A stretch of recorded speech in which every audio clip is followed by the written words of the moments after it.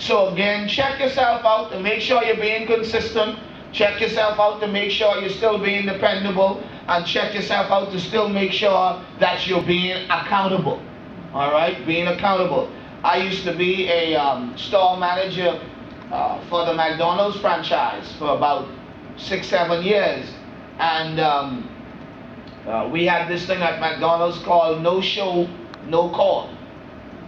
All that simply means is you were scheduled to work, you didn't show up, and you didn't call. If we get that on you for 3 days or 3 times, then we figure you quit. You see what I'm saying? So again, when you're talking about being in leadership, be consistent. Allow, Noel Jones made this statement at our church maybe about 7 years ago. And he made this statement. He says, people take you for granted and you mad. People take you for granted and you complaining. Say, don't get upset with that. When people take you for granted, they take you for granted because they know you're consistent. They know they can depend on you. So a lot of times, I'm always doing this, I'm always doing that, I'm always doing the next thing. And you mad because nobody else is doing it. Well, they depend on you. They consider you to be dependable, even though it seems like they are taking you for granted by not saying anything. No. What they realize is if you leave that in Sister Brown's hand, she's going to get the job done. That's the bottom line. You see what I'm saying? So you have to be consistent, you have to be dependable, and you have to make sure that you are also accountable. When it comes to commitment, there are 4 types of people. I want to talk about the 4 types of people when it comes to commitment. The first one is cop-outs. The second one is holdouts. The third one is dropouts. And the fourth one is all-outs. Alright, I want to talk about, hold this down for me. I want to talk about each of them for a minute or so. Let's deal with the cop-outs. People who have no goals and do not commit. These persons sit at the sideline and wait for freebies or handouts. No, we got plenty of them in church. Yes. Alright, they just sit there and won't do nothing, but if you giving out something free, oh man.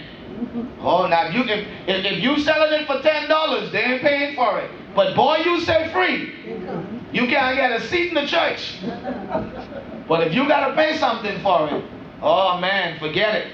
Alright? Then they are committed to nothing and to no one. These are couples. They want, you know, they come into church Sunday, don't ask them to come to no midweek service, don't ask them to attend no session, don't ask them to commit to nothing. I come into church, if I feel like giving my tithes, I feel like giving my offering, I'll do that. But don't ask me for nothing, don't ask me to do nothing.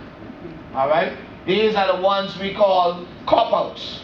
And the question I have is, have you met anyone like this recently? Don't answer that. Don't answer that. Alright? Just asking you. Alright? Now let's deal with the holdouts. People who do not know if they can reach their goals, so they are afraid to commit. You got some people that, you know, they got goals, but then they basically are afraid to take the next step. Alright? While one must be realistic in setting goals, one must develop the know-how and fortitude to press on and risk failure. Now, there's a word in Christendom that is actually the same word for risk in the secular. Anybody know what that is? Anybody know what that word is? And all of y'all in there have it. Faith. Faith is a risk. What faith is? Tell me what faith is. Come on, so everybody knows what faith is. Faith is what? The substance and the evidence of things. And you reaching out. And y'all always say in church, I'm stepping out on nothing. That's a risk. That's a risk. That's a risk you taking. What you're doing is you hoping God will work this out when you step out. That's a risk. Yes. You see what I'm saying? Yeah. So you risking by faith, but you don't take, let me use another word. Faith is not a game of chance now. I don't want nobody mess with me. All right? But faith is like you taking a chance, hoping this work out. That's what you're actually doing. So it's the same situation. A lot of people are afraid to fail. But if you really think about it, you failed plenty times before. When you were small, what's the baby's name? Bryce. Bryce. All right. Bryce, when he starts to try to walk for the first time, he's gonna try, then he's gonna fail, and he's gonna try again, and he's gonna fail again, and he can keep trying till he get them steps and he's keep walking. But you can't stop because you failed the first time. You see what I'm saying? So don't be afraid to launch out and to reach out when it really comes to commitment. If you fail, just pick up and keep moving. That's all it is. All right, you just got to keep moving. Now let's look at the dropouts. People who start towards a goal but quit when the going gets tough. Listen, man, if you could be a strong leader, don't expect everything to be smooth all the time. Yeah, you could be confronted sometimes. You could have some issues sometimes. All right, some things can happen to you every now and again, but you can't stop in the midst of when it looks like things are getting a little tough. You just got to keep moving. All right? You cannot allow people or things to force you out of the place of God. Boy, and I have seen saints do this a lot. You know, you leave your church. What you said, God sent you to. But the reason you left is because Sister so-and-so made you mad. And you gone. You left your church. And you said, God sent you to this church. Now, wonder if God tell you move or Sister Brown cost you to move. You see what I'm saying? No, when things get tough, you can't drop out because it gets tough. It simply means you will never become a strong leader. All right? Because, man, leaders got to deal with all kinds of issues. All kinds of issues. So you can't drop out. So we don't need the dropouts. All right? The question is, do you know any quitters? All right? Do you know any quitters? Now, the all-outs. People who set goals, commit to them, and pay the price to reach them. That means whatever the cost is, I'm dealing with this. I'm going to make this happen. All right? You just got to make it happen. All right? Whatever you do, you should strive to be an all-out person. Listen, man, we're talking about 21st century leaders and leadership in the church in these days and times. You have to be a person who is prepared to do what's necessary to get the job done.